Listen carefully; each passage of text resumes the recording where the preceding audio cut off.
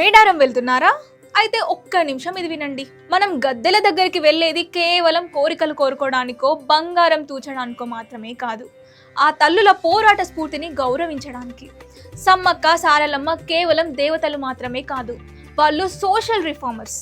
అన్యాయమైన పన్నులకు వ్యతిరేకంగా ప్రజల ఆకలి తీర్చడం కోసం రాజ్యాధికారాన్ని ఎదిరించిన విప్లవకారులు, అడవి బిడ్డల హక్కుల కోసం రక్తం చిందించిన వీర వనితలు. వారి చరిత్ర తెలియకుండా మనం చేసే మొక్కులు కేవలం ఆచారాలు మాత్రమే అవుతాయి, కానీ ఆరాధన అవ్వవు.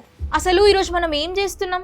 భక్తి పేరుతో అడవిని ప్లాస్టిక్తో నింపేస్తున్నాం, జంపన్న వాగును కలుషితం చేస్తున్నాం. ప్రకృతిని దైవంగా పూజించే గిరిజన సంస్కృతికి మనం వదిలేస్తున్న చెత్తైనా మనం ఇచ్చే గౌరవం?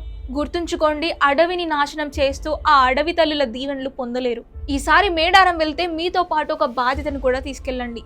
ప్రకృతిని కాపాడండి, చరిత్రను తెలుసుకోండి. భక్తి అంటే కేవలం తల వంచడం కాదు, తల్లుల ఆశయాలను గౌరవించడం. ఆలోచించండి.